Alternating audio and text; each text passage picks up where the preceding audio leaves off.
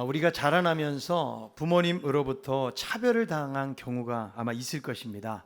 똑같은 부모 밑에서 한 형제로 자라나면서 누구는 더 사랑을 받는다는 것이죠. 아들이라는 것 때문에, 장남이라는 것 때문에, 혹은 막내라는 것 때문에 그렇게 비교를 당하면서 힘들게 자랄 수가 있다는 것이죠. 야, 너는 내 형 반만이라도 좀 쫓아가라. 너는 왜 그렇게 동생처럼 하지 못하니? 아마 이런 말을 들으신 적이 있을 것입니다. 키우는 부모는 이런 부분들을 별로 대수롭지 않게 여길 수 있지만 막상 양육을 받고 있는 자녀들은 상당히 공평하지 못하다고 여기기 때문에 그것으로 인해서 성인이 되어서도 마음의 상처로 남아있을 수가 있다는 거죠. 그래서 자라면서 이런 것이 힘들다 보면 이런 생각할 수가 있는 거죠. 나는 왜 이런 집안에서 태어났을까? 나는 왜 이렇게 가난하고 힘든 부모를 만나게 되었을까? 내가 자랄 때 양육을 좀 잘 받고 나를 잘 키워줬고 도와주었으면 지금보다 훨씬 괜찮게 살 텐데 그렇지 못한 부분들로 인해서 원망 섞인 말을 할 수도 있다는 것입니다. 이 세상을 살다 보면 어쩔 수 없이 수동적으로 주어지는 것들이 있다는 거죠. 내가 여러분 이 대한민국에 태어나고 싶어서 태어난 것은 아닐 것입니다. 아마 이 땅을 살아가면서 불평이나 불만을 갖는 사람이라면 우리나라보다 훨씬 좋은 나라에서 내가 태어날 거를 왜 해필이면 이 나라에서 태어났을까? 이렇게 생각할 수도 있겠고요. 부모도 우리가 좀 선택해서 어떤 사람 선택하겠어요? 선택하라 그러면 유전자도 좀 괜찮고 부유하고 인격적인 사람을 선택을 한다면 얼마나 좋을까요? 내가 남자로 태어났어야 되는데 여자로 태어난 것 때문에 억울하게 생각하며 사는 사람도 있을 것입니다. 여러분, 죽는 것도 내가 선택을 하지 못한다는 거예요. 우리는 좀 죽을 때도 세상 살다 죽을 때 좀 멋지게 죽고 싶은데 시간이나 장소, 이것은 내 마음대로 결코 되는 것이 아니라는 것입니다. 그래서 우리들이 이 세상을 살다 보면 선택하거나 마음껏 바꿀 수 없는 것들이 많이 있다는 것이죠. 그래서 힘든 거죠. 여러분, 세상을 살다 보면 잘 나가는 사람들을 보면 부러울 때가 있어요, 없어요? 있어요. 얼굴만 이쁜 것이 아니고 공부도 잘하고 거기다 성격도 좋고 먹어도 배도 안 나오고 건강하고 돈도 많고 남편도 잘해주고 자식들도 효도하고 아무런 근심 걱정 없이 여유롭게 사는 사람들을 보면 열받을 때가 있습니까? 없습니까? 열받을 때가 있는 거예요. 그러니까 어려울 때 열심히 노력해가지고 성공적인 삶을 살아가는 사람들도 있지만 좋은 부모 만나서 좋은 유전자 받고 이미 좋은 환경에서 쉽게 살아가는 사람들도 있다는 거죠. 그래서 나도 좀 잘 살아보기 위해서 끊임없이 노력도 하지만 그렇게 살지 못하고 치이고 당하고 힘들게 살아간다면 야, 세상은 참 불공평하다고 여기면서 살아가게 되고 감사보다는 원망과 불평을 가지고 살아갈 수가 있다는 것입니다. 우리들은 어떻습니까? 우리들도 하나님 믿으면서 살아가지만 세상 속에서 이런저런 세상의 차별과 불이익을 당하면서 살아갈 수가 있고요. 또 세상을 살다 보면 우리가 이해할 수 없는 고난과 여러 가지 어려움들을 겪기도 한다는 것이죠. 그럴 때 우리들은 하나님 앞에 하나님 왜 이렇게 하셨어요? 하나님이 살아계시다 왜 이런 일이 생기는 것이죠? 하나님, 제가 사는 게 너무너무 힘들어요. 어디 가서 불평할 데도 없고 세상에서 전혀 우리가 손댈 수 없는 주어지는 일들에 대해서는 하소연할 곳이 없으니까 하나님 앞에 가서 그렇게 질문할 때도 있다라는 거죠. 사람은 그렇게 모든 것을 순전하게 받아들이는 존재가 아니라는 것입니다. 억울한 일을 만나고 괴롭고 고통스러운 일들을 내가 당하게 되면 그냥 지나칠 수가 없다라는 것이죠. 여러분, 신앙이 좋다고 해서 마치 목석처럼 전혀 흔들림도 없고 마음의 동요 없이 그렇게 살아갈 수는 없다라는 거죠. 이것이 바로 인간의 연약함이라고 말할 수가 있는 것이죠. 우리들이 연약하기 때문에 믿음을 가지고 있고 심지어 내가 큰 믿음을 가지고 있다고 할지라도 우리는 세상 살다 보면 두려워하고 때로는 눈물을 흘리기도 하고 낙심하면서 살아갈 수도 있다는 거죠. 그러나 그럼에도 불구하고 늘 우리들의 마음속에는 이 세상을 다스리시고 이끌어 가시는 분은 바로 하나님이시다. 이런 믿음을 갖는 것이 중요하다는 거죠. 세상에서 이런저런 어려운 일들을 겪고 때로는 이해하기 힘든 일들을 겪으면서 마치 하나님이 없는 것 같은 그런 경험들을 한다고 할지라도 하나님은 분명히 살아계시고 자신의 주권 속에서 이 세상을 다스리고 계신다. 내 인생을 주관하신다. 우리가 여러 가지 어려운 상황을 만나지만 하나님은 모든 것이 합력해서 선을 이루어 가신다. 이런 것을 우리들이 믿음으로 받아들여야 된다는 것이죠. 오늘 본문에서는 바로 하나님의 주권에 대한 말씀을 해주고 있는데요. 주권이 무엇입니까? 하나님이 자유롭게 선택하고 행동하시는 것을 주권이라고 말할 수가 있는데, 여기에는 많은 질문이 생길 수가 있다는 거죠. 여러분, 질문한다는 것은 이해하지 못하기 때문에 질문을 하게 되는 겁니다. 여러분, 우리는 살아가면서 다른 사람의 행동을 잘 이해하십니까? 저 사람이 왜 저렇게 행동하는지 사실은 이해 안 될 때가 많이 있거든요. 맥스 루케더의 책에 보면 주와 같이 길 가는 것이라는 책에 이런 내용이 나옵니다. 우리는 오늘 아침 비틀거리는 남자를 비난하지만 그가 간밤에 개한으로부터 구타당한 모습은 보지 못했다. 절뚝거리면서 걷는 여자를 판단하지만 그 여자의 신발에 박혀있는 압정은 보지 못한다. 그러니까 현재의 모습이 전부가 아니라는 거예요. 사람들은 나름대로 다 속사정을 가지고 있기 때문에 눈에 보이는 것만 가지고 판단해서는 안 된다는 것입니다. 그래서 우리들은 사람들의 행동을 보고 다 이해할 수가 없는 것입니다. 자, 옆에 있는 분에게 저도 당신을 다 이해할 수가 없습니다. 자, 한 번 더 말해보세요. 그러나 저는 이해하도록 노력하겠습니다. 여러분, 부부지간에도 이해가 잘 되십니까? 할머니, 할아버지가 돼도 왜 싸워요? 저 양반이 왜 그런지 이해가 안 된다는 거예요. 그러니까 서로를 잘 모르기 때문에 그런 것이죠. 오랜 동안 산다고 할지라도 사람도 우리는 사실 이해하지 못할 때가 많이 있다는 거죠. 우리가 사람을 이해할 수 없다면 어떻게 하나님을 이해할 수가 있겠습니까? 오늘 보면은 하나님의 주권에 대해서 다루고 있는데 우리가 어떻게 이해하고 받아들여야 되는지에 대해서 말씀해주고 있는 것입니다. 특별히 하나님께서 자신의 주권 가운데서 사람들을 선택을 하시거든요. 사람들을 구원해 가시는데 이 모든 것이 하나님의 주권 속에서 이루어진다는 거죠. 그런데 하나님이 누구를 선택하시고 누구는 선택하지 않으시는가? 여기에 대해서 우리가 어떻게 생각하고 있느냐는 거예요. 우리가 이전에 있는 말씀을 보면 하나님이 아브라함을 선택을 하십니다. 그래서 그 자손을 통해서 메시아가 나오게 하는데요. 아브라함을 선택하셨지만 아브라함의 씨라고 해서 다 하나님의 선택을 받은 것은 아니라는 거죠. 말씀에 보면 약속의 자녀만이 하나님의 선택을 받게 된다는 것이죠. 그래서 아브라함이 이스마엘과 이삭을 낳잖아요. 그런데 하나님 누구를 선택하세요? 이삭을 선택을 합니다. 그리고 이삭이 야곱과 에서를 낳게 되는데 하나님의 선택은 어디로 갑니까? 바로 야곱에게로 가게 된다는 것이죠. 로마서 9장 13절은 이렇게 말씀합니다. 기록된 바 내가 야곱은 사랑하고 에서는 미워하였다 하심과 같으니라. 왜 하나님이 야곱은 사랑하시고 심지어 에서는 미워하신다라고 말씀해주고 있는 것일까?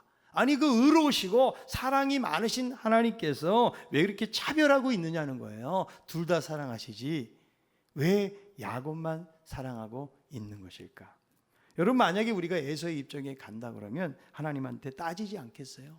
하나님, 저 박 집사는 사랑하셔서 그렇게 기도 응답도 잘해 주시고 하는 일도 잘 되는데 나는 왜 이렇게 기도가 안 되고 하는 일이 안 됩니까? 하나님, 왜 나만 미워하세요? 여러분, 혹시 이렇게 기도해 보신 적이 있습니까? 오늘 말씀 속에 하나님은요, 야곱은 사랑하시지만 에서는 미워한다라고 말씀해 주고 있는데요. 하나님이 왜 그러실까? 여기서 우리는요, 이 문자적인 의미대로 받아들이면 안 되고 이것이 무엇을 의미하는지를 생각을 해야 된다는 거예요. 이 의미는요, 시적인 비교법이지 절대적인 의미가 아니다. 그러니까 감정적인 언어로 받아들여서는 안 된다는 것입니다. 여러분, 예수님의 제자가 되는 조건에 대해서도 말씀하시는데요. 누가복음 14장 26절에 있는 말씀이에요.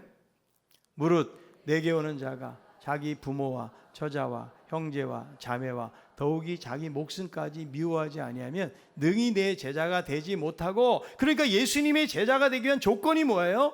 자기 목숨뿐만 아니라 부모, 형제, 처자를 미워해야 된다라고 이야기하고 있다. 미워한다는 것이 무엇일까? 미워한다는 말은요, 덜 사랑한다라는 의미예요. 그러니까 예수님보다 더 사랑하는 대상이 있어서는 안 되는 것을 말씀해 주고 있다는 거죠. 그러니까 오늘 말씀 속에서 하나님이 야곱을 선택하셨는데 상대적으로 에서는 덜 사랑하신 것이지 미워하는 것이 아니라는 것이죠. 자, 그렇다면 하나님이 공평하시면 둘 다를 선택을 하셔야 되는데 왜 한 사람만 하느냐? 그것도 하필이면 왜 야곱이냐? 왜 야곱만 선택하느냐? 그것도 심지어 말씀해 보면 야곱과 에서가 태어나기도 전에 하나님께서 야곱을 선택하십니다. 자, 로마서 9장 11절에 있는 말씀이에요. 그 자식들이 아직 나지도 아니하고 무슨 선이나 악을 행하지 아니한 때에 택하심을 따라 되는 하나님의 뜻이 행위로 말미암지 않고 오직 부르시는 이로 말미암아 서게 하려 하사. 무엇을 말씀해 주고 있는 거예요? 성경은요, 구원이 사람의 행위에 달린 것이 아니고 오직 하나님의 주권적인 선택에 달려 있다고 말씀하고 있는 거죠. 여기에 대해서 로마서 9장 14절은 이렇게 말씀합니다. 그런즉 우리가 무슨 말을 하리요? 하나님께 불의가 있느냐? 그럴 수 없느니라. 하나님께 불의가 있느냐? 말할 수 있다라는 거예요. 과연 하나님이 태어나기도 전에 그렇게 선택을 하신다고 그러면 하나님이 불의한 거 아니냐? 이런 질문을 할 수가 있다라는 거죠. 여러분, 고대 사회에서는요, 장자가 당연히 유업을 받아야 돼요. 근데 하나님은 태어나기도 전에 큰 자가 작은 자를 섬기게 된다고 이미 부모에게 말씀을 해 주셨어요. 그래서 여러분, 성경의 여러 사건들을 보면 하나님이 행하시는 일들에 대해서는 사실 이해를 할 수가 없습니다. 여러분, 우리들은요, 인간은 너무나 유한하고 제한적이에요. 우리가 예배를 마치고 집에 돌아가서 어떤 일이 발생하게 될지 알고 있는 사람은 한 사람도 없다라는 것이죠. 그래서 우리는요, 우리의 작은 생각과 이성을 가지고 하나님이 하시는 일들을 내가 평가하거나 판단할 수가 있다라는 거죠. 근데 성경은 어떻게 말씀합니까? 이사야 55장 8절에 있는 말씀. 이는 내 생각이 너희 생각과 다르며 내 길은 너희 길과 다름이니라. 여호와의 말씀이니라. 이는 하늘이 땅보다 높음 같이 내 길은 너희의 길보다 높으며 내 생각은 너희의 생각보다 높으니라. 여러분, 말씀해 보니까 하나님의 생각하고 우리의 생각이 같다는 거예요, 다르다는 거예요? 다르다는 거예요. 하나님의 생각이 높다는 거예요. 그래서 이해가 안 가는 것이죠.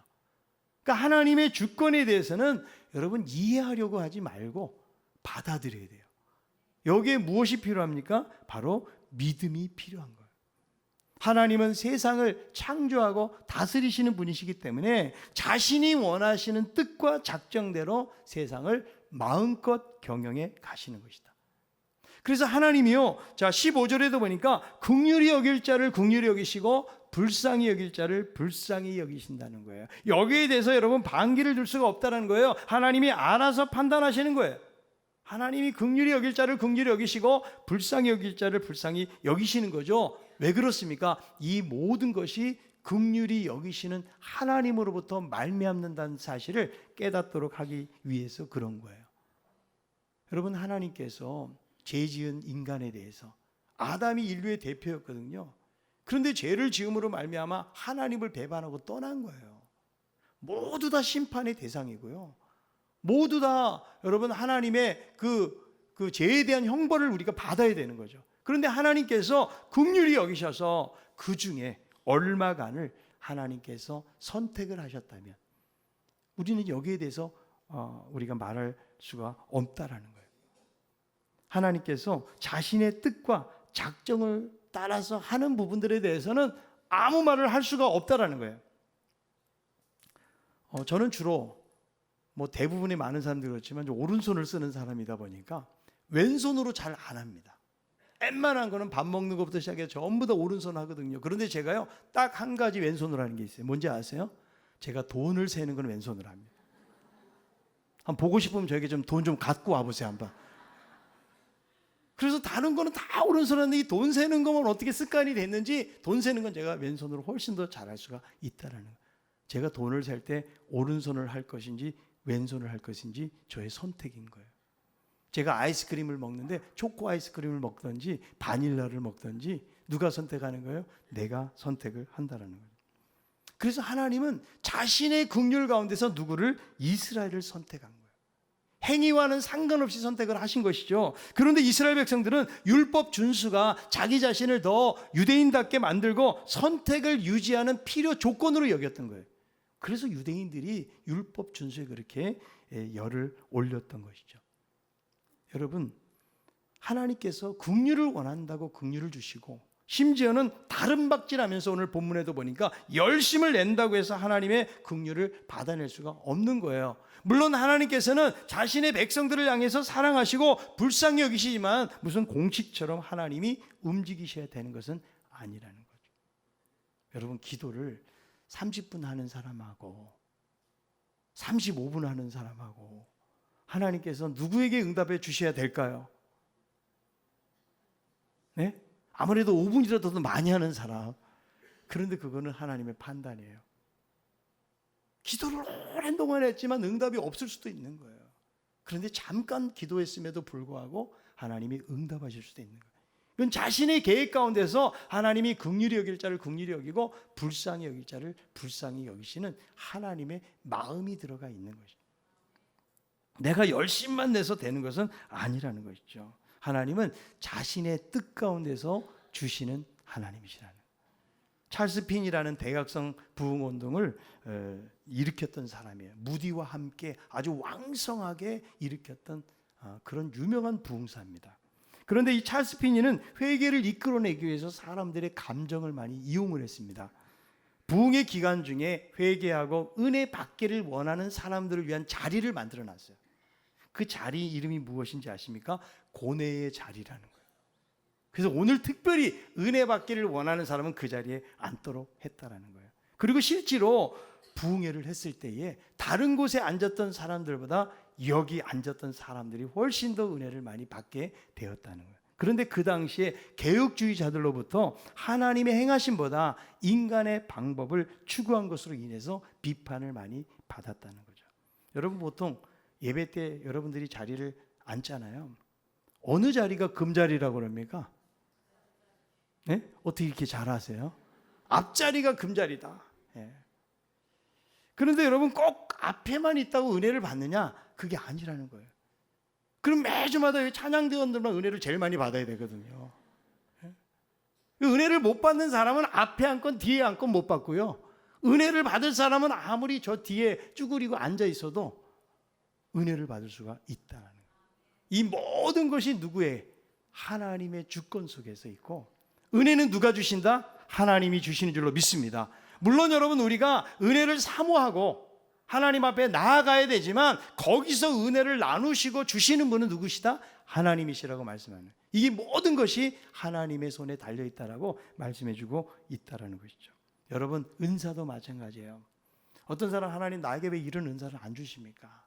제가 좀 방언의 은사를 받고 싶은데 아무리 기도해도 방언의 은사가 이렇게 나오지를 않는 것이죠. 그것도 여러분, 하나님에게 달려 있어요.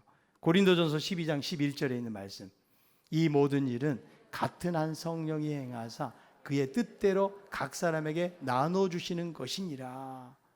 자신의 뜻대로 각 사람에게 나눠준다라는 거죠. 그러니까 은사도 여러분, 내가 막 사모하지만 그렇게 꼭 사모했을 때에 기계적으로 응답되어지는 것은 아니라는 거죠. 제가 교육전사 처음 할 때에 그때 이제 아이들 12명을 데리고 기도원을, 청계산 기도원을 갔는데요.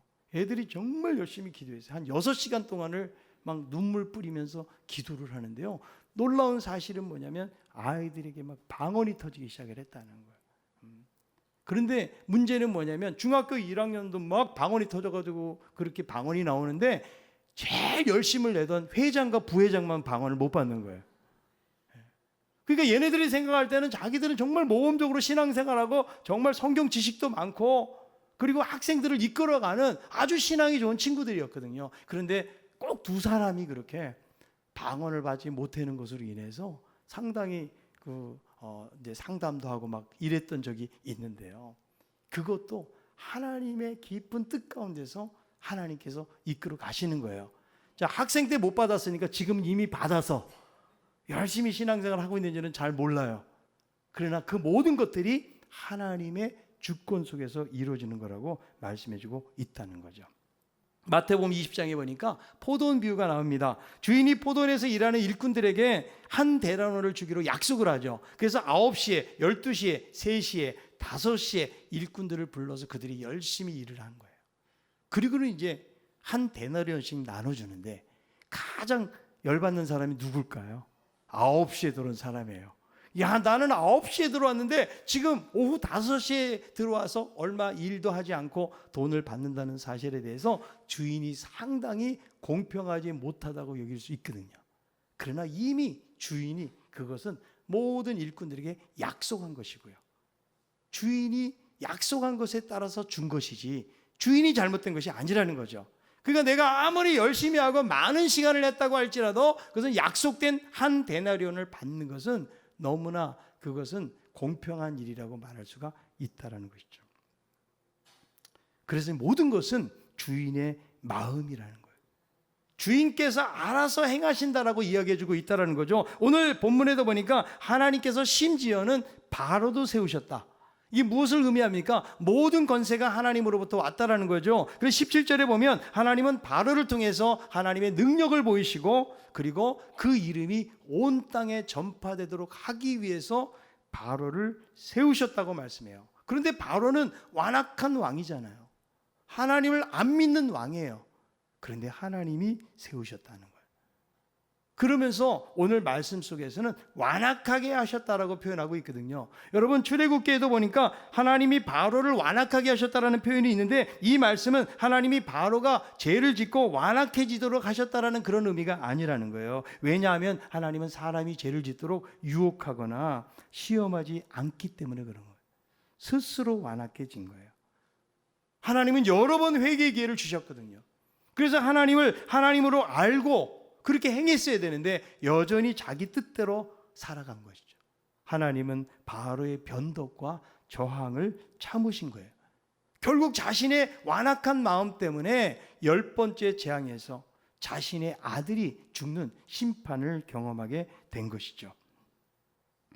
그래서 이 바로의 악을 제압하시면서 하나님이 무엇을 보여주십니까? 하나님의 하나님 되심을 보여주는 거예요.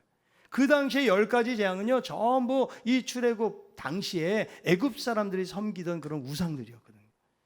그러니까 모든 우상들을 물리친 온 세상의 참신, 진정한 신은 누구다? 바로 하나님이라는 사실을 보여주고 있는 것이죠. 자, 그래서 하나님이 주권을 통해서 그분의 공의를 보여주셨다는 거죠. 자, 그렇다면 이런 질문이 또 생기는 거예요. 하나님이 긍휼히 여길 사람을 정해놓으시고 완악해질 사람을 정해놓았다면 왜 심판을 하는가?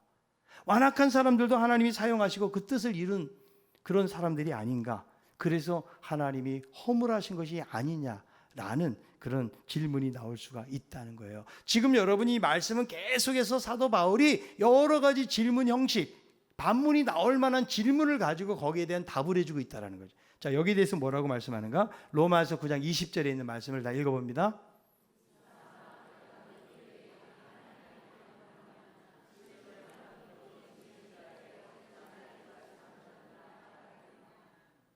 자, 여기에 보니까 뭐라고 말씀해요?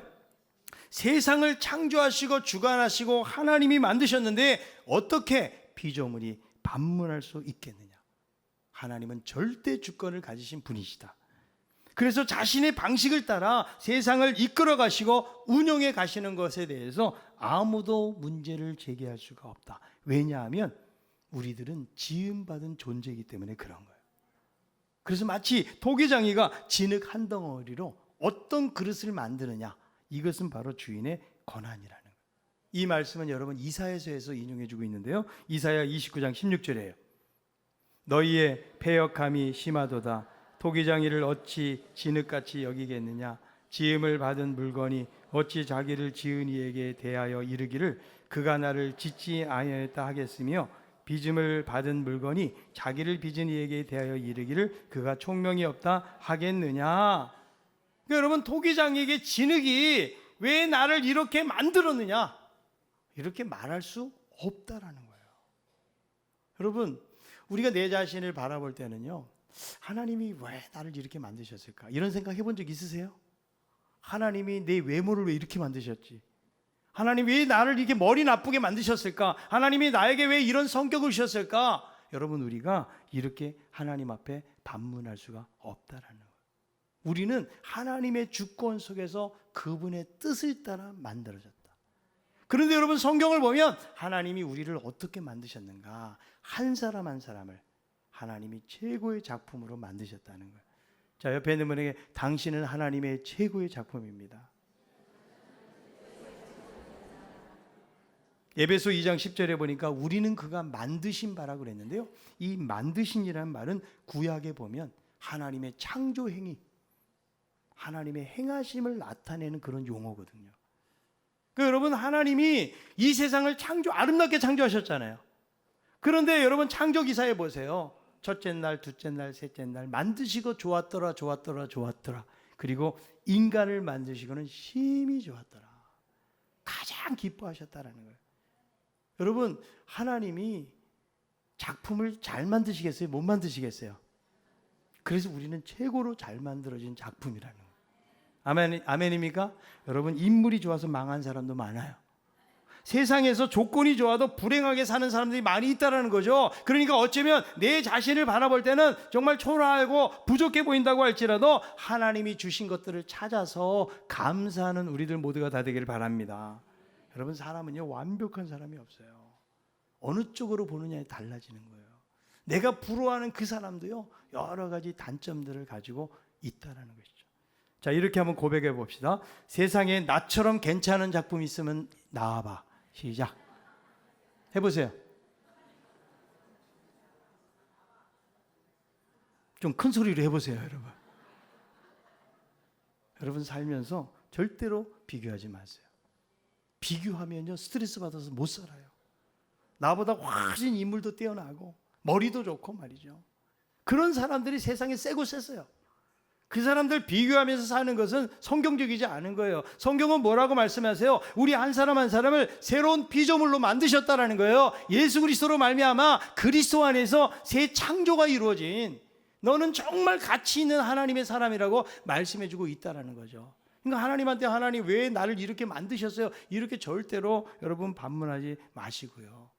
나에게 부족한 부분이 있다면, 야, 하나님께서 이것을 통해서 이루실 것이 있겠지, 이런 생각을 하면서 하나님을 의지하면서 살아가는 우리들 모두가 다 되기를 바랍니다.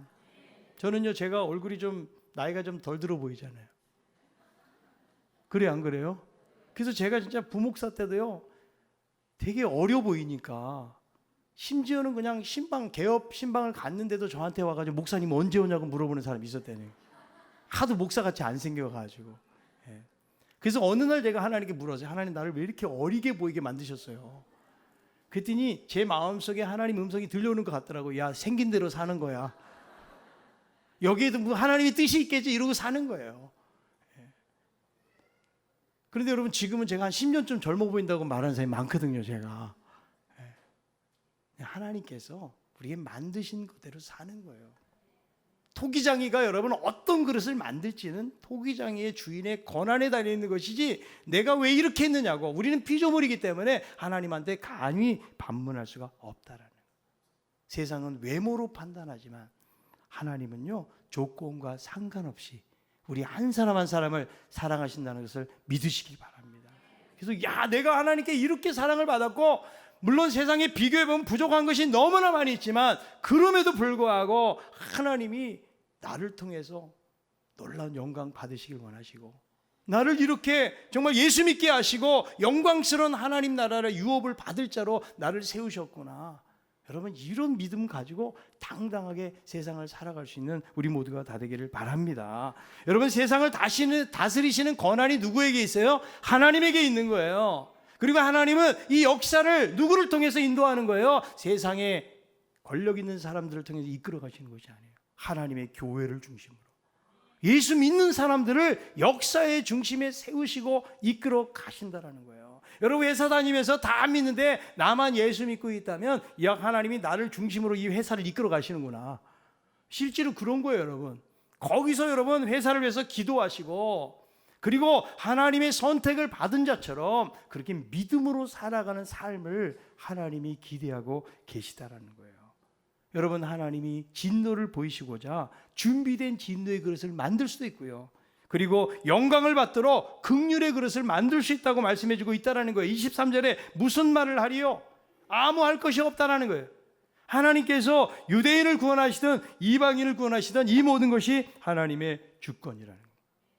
근데 하나님께서 우리들 한 사람 한 사람을 구원하시기로 작정하고 선택하셨는데, 우리들을 진노의 그릇이 아니고 하나님의 영광을 받을 영광의 그릇으로 우리를 만드시고 세우셨다는 거예요. 이게 얼마나 감사한 일이에요. 우리는 또 이런 질문도 할 수 있어요. 하나님, 세상에 저 많은 사람 다 선택하시지, 다 구원하시지, 꼭 예수를 믿는 사람만 구원하십니까? 이해할 수가 없는 거예요. 세상에 많은 종교들도 있는데요. 여러분, 우리나라에도 복음이 한 130년 좀 지났잖아요. 들어온 지가요. 그럼 그 이전에 태어난 사람은 어떻게 되는 것입니까? 우리가 질문할 수 있는데요. 하나님은 자신의 구원에 대해서 우리에게 이해를 구하시거나 설명하실 이유가 없다라는 거예요. 그리고 하나님께서 자신의 기쁜 구원의 계획을 말씀해 준다고 할지라도 우리들이 다 알아듣거나 이해할 수가 없다라는 거예요. 하나님은 어떤 일을 행하셔도 자신의 사랑과 공의의 측면에서 일을 해나가고 계시다라는 거예요. 우리는 다 죄인이에요. 하나님의 공의는 이 죄인들을 참아낼 수가 없는 거예요. 하나님이 심판하셔야 돼요. 그런데 하나님은 사랑의 하나님이시기 때문에 다 심판할 수가 없는 거예요. 그래서 하나님이 어떻게 하십니까? 자신의 하나밖에 없는 아들을 보내셔서 대신 심판을 받게 하시면서 하나님의 공의를 만족해 주시고, 그리고 우리를, 죄인들을 구원해 주심으로 하나님의 사랑을 나타내 보이셨다. 그래서 여러분, 십자가에서 하나님의 구원 사역이 선명하게 드러나게 된 것입니다. 이 모든 것이 하나님의 주권 속에서 이루어진 거예요. 우리들은 원래 여러분 구원받지 못할 사람들이에요. 이방인들인데 바로 믿음의 의로 구원을 받게 된 거예요. 자, 그리고 이렇게 여러분 사도 바울이 자신의 민족 유대인들에 대해서 계속 기도했잖아요. 지난주에도 보니까. 그런데 유대인이라고 다 버림받은 것이 아니에요. 하나님의 은혜 속에서 남겨진 자들이 있다라는 거예요. 하나님은 이 불의한 세대 속에 거룩한 그루터기를 남기신다. 유대인들이 완악하고 지금도 여러분 현재 이스라엘 예수 믿는 사람 거의 없다고 그랬잖아요. 그런데 그 가운데서도 하나님께서 남기신 거룩한 씨앗이 있다. 그 신실한 자들을 하나님께서 구원해 내신다라고 말씀해주고 있다라는 거죠.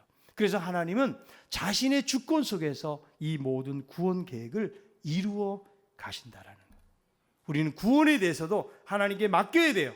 하나님이 구원을 시작하셨다면 영원까지 우리를 인도해 주실 줄로 믿습니다. 그리고 우리의 삶 속에서도 여러 가지 힘든 일들을 경험할 때마다 나의 모든 인생의 시간은 하나님의 계획표 속에 있다. 여러분, 그것을 믿으세요. 그리고 어떤 상황을 만난다고 할지라도 그것 때문에 낙심하지 말고 합력해서 선을 이루어 가시는 하나님의 손길을 바라보면서 우리가 기도하고 나아갈 때에 하나님이 우리의 삶을 인도해 주실 줄로 믿습니다. 이 하나님의 구원의 은혜에 감사하고 하나님의 주권에 모든 것을 맡기고 살아갈 수 있는 우리 모두가 다 될 수 있기를 바랍니다.